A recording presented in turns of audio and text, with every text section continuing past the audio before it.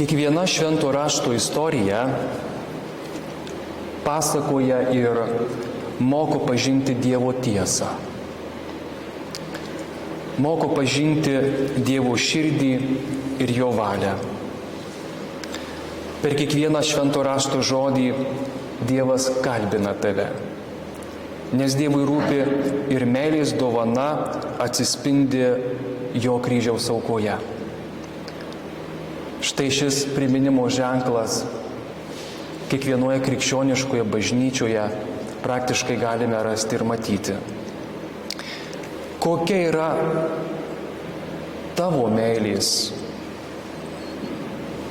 įrodymą auka Dievui? Ar tai geras darbas, pareigingumas, malonus bendravimas, o gal religingumas? Dievas į tai atsako, net nebejokime, bet pirmą Dievas nori, kad pažintum, kokia yra Dievo širdis, kokią širdį viešpats Dievas turi ir kas jam patinka ir nepatinka arba neprimtina.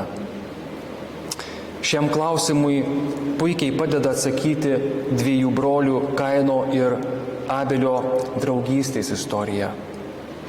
Mes girdėjome, kad abu dirbo jiems tinkamus darbus. Jie abu kažkuo tapo. Kainas žemdirbiu, o Abelis aviganiu. Tarp vieno ir kito tuo gyvenimo metu nesimato jokio nesuderinamo atrodo skirtumo, bent jau kol kas. Juk abu dirbo tas, kas buvo tinkama ir reikalinga. Kažkasgi mano, kad jeigu tai būtų buvę ir toliau tarp jų, tikriausiai nebūtų įvykę tragedijos. Tačiau reikia suprasti štai ką. Tas santykis, kuris ten buvo, tai nebuvo tik tarp dviejų žmonių Kaino ir Abelio, nes daugelis pamiršta, kad šiuose santykiuose juk buvo ir Dievas. Dievo juk negalima išmesti iš jokių santykių. Kaip dažnai žmonės užmiršta, kad Dievas dalyvauja tavo gyvenime. Viešpats dalyvauja gyvenime tiek, kiek įsileidi į savo širdį. Vadinasi, kažkas turėjo nutikti su šiais santykiais, kurie buvo, mes matome, pažeisti. Tad kas vis dėlto atsitiko? 4 skyriaus 3 eilutėje pasakyta, kad laikui bėgant abu broliai Kainas ir Abelis aukojo atnašas Dievui. Juk tai buvo gerai, tai buvo puikus pavyzdys ir teisingas veiksmas. Reikia tą daryti, juk ir krikščioniškoje bažnyčioje yra aukos atnešimas Dievui. Kas yra ta atnaša? Pasižiūrėkime. Atnaša yra nuoširdis su meilė Dievui auka, nuo savo uždarbių ar kito gaunamo pelno, kurio dalį atidedi tendencingai paaukoti Dievui per aukos atnašos rinkimą bažnyčioje ir dažnai tai vyksta prieš šventos komunijos šventimą. Tai, kas yra nuspręsta ir paskirta tavo širdyje paaukoti Dievui, negali būti atidėta, užmiršta, atsisakyta ar kitaip tendencingai nusisukta nuo šio įsipareigojimo Dievui. Krikščionims priminti yra apie tai net parašyta. Kiekvienas tegul aukoja, kaip yra širdie nutaręs, negailėdamas ar tarsi verčiamas, nes Dievas myli linksmą davėją. Ir pažiūrėkite, koks to rezultatas, kaip parašyta vos viena eilute toliau. 2 laiško Korintiečiams 9 skyriaus 8 eilutėje mes skaitome toliau, kad o Dievasgi gali jūs apipilti visokiojopomis malonėmis, kad visuomet ir visais atžvilgiais būtumėte aprūpinti ir galėtumėte dosniai imtis bet kokio gero darbo. Iš pradžių susidaro įspūdis, kad Kainas ir Abelis būtent taip ir aukojo. Nuoširdžiai, linksmai ir sąžiningai, bet taip nebuvo. Tiek Kainas, tiek ir Abelis abu gerai žinojo, ko nori iš jų Dievas. Būtent Abelis darė, kas patiko ir tai, ko norėjo Dievas.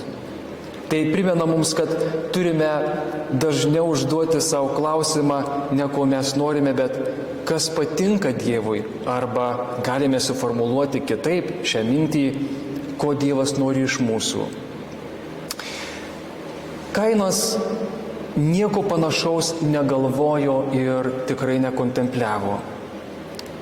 Kainas darė viską, kas buvo panašu reikalinga atlikti, bet tame nebuvo meilės, nebuvo širdies.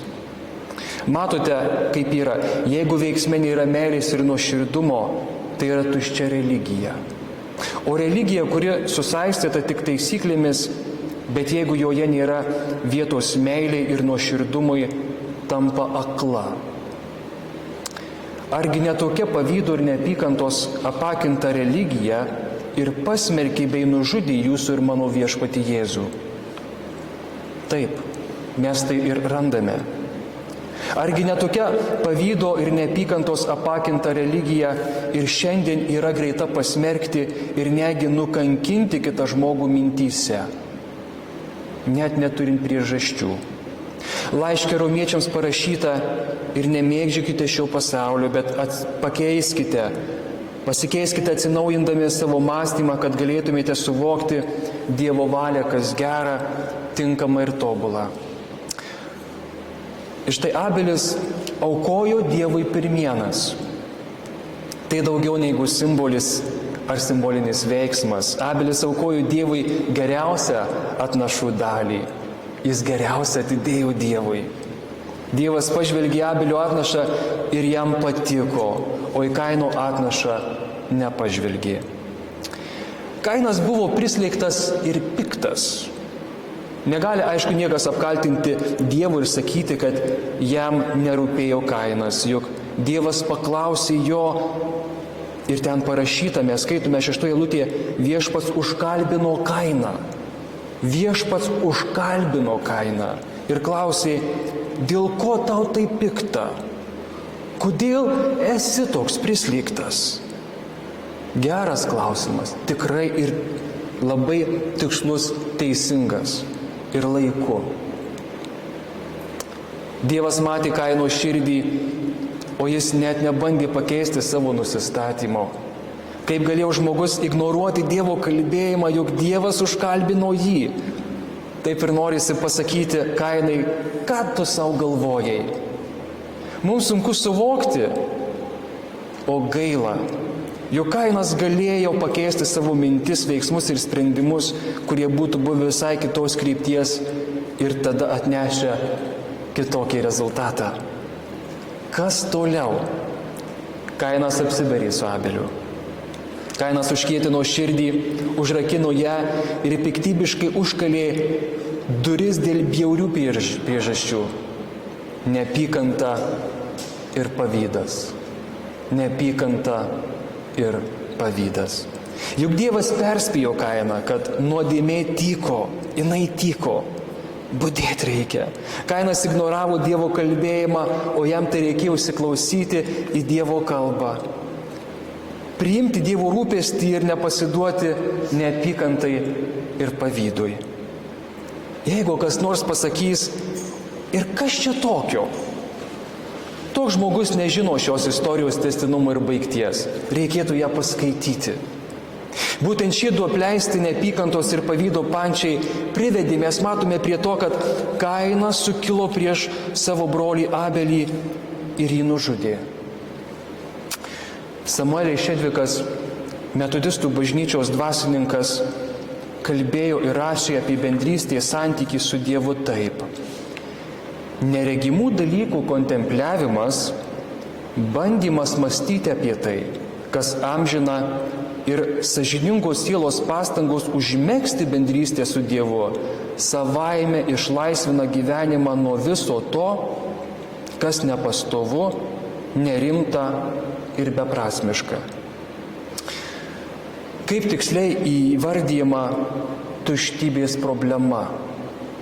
Dvasinis santykis su Dievu išlaisvina žmogų nuo nepastovumo, nuo to, kas nerimta ir nuo to, kas beprasmiška. Labai gaila, kad Kainas taip nežiūrėjo, nes Tai, kas įvyko su Kainu, buvo neapykantos ir pavydo brangia kaina. Tai pamokymas, kas ir kaip gali būti, kai apleidžiamas Dievo žodis, bendravimas su Viešpačiu, nereaguojama į pavojingus trūkumus, kaip neapykanta ir pavyda. Dievas nelieka nuošalyje, bet žinodamas, kas yra gera, moko ir perspėja. Ir tai dar ne viskas. Dievui mes tikrai rūpime ir meilė, kurią myli Dievas, yra virš žmogaus pajėgumo suvokti. Mes žmonės dar nepajėgime suvokti malonės galios, nepajėgime suvokti Dievo meilės gilumo, nepajėgime suvokti tai, ką Dievas padaro.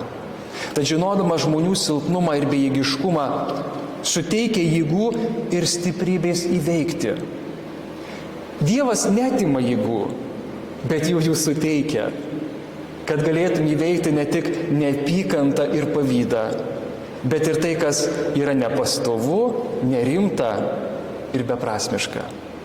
Todėl toks paprastas dalykas, kaip atnaša Dievui, yra būtina atlikti su meile ir nuoširdžiai. Lygiai taip pat privalu pasakyti ir reikia įvardinti ir apie kitus santykį su Dievu atliekamus veiksmus. Viską, ką darai, atlik su meile ir nuoširdumu. Dievas duoda kas geriausia ir trokšta palaiminti. Pažiūrėkime į tai be baimės, Abelio nuoširdžių nusistatymo žvilgsniu. Ir nebijokime nieko. Juk Abelis davė Dievui pirmienas tai aukščiausios kokybės ir geriausios rinktinės atnašos. Juk Dievui nereikia likučio ar to, kas lieka nuo tavo gyvenimo kaip nereikalingas daiktas. Dievas trokšta viso tavęs, ne trupučio. Dievas trokšta kokybiško laiko, o ne likučio nuo kitų. Dievas trokšta susitikimo su tavimi maldoje. Dievas trokšta, kad jis būtų svarbiausias, kaip artimas ir vienintelis toks visų santykių viršuje. Tuo pačiu metu šitie santykiai padaro mus atsakingus. Broliai, seseriai, šitie santykiai padaro mus atsakingus vieni už kitus. Mylėti ir nedaryti nieko pikta kitam. Nieko bloga ir nieko žalinga kitam, ar jis būtų panašus į Abelį ar į Kainą. Prisiminkime, kad neapykantos ir pavydo kaina yra neverta visiškai nieko. Visoms tavo gyvenimo sunkios aplinkybės ir sunkioms valandoms Dievas ir šiandien tebekartoja ir stiprina mus tokiais žodžiais: tu gali įveikti, tu gali įveikti. Broliai, seserys, mes galime įveikti ir mes įveikime su Dievu. Todėl įsiminkime šiuos žodžius, kaip psalmininko ir yra užrašyta ir apgiedota 18 psalmėje ir 32 eilutėje: apsijuoskite Dievo jėga. Taigi šiandieną mes taip ir padarome, Dievas mus apjuosia savo jėga. Leiskime Dievui mus apjuosti savo jėga. Amen.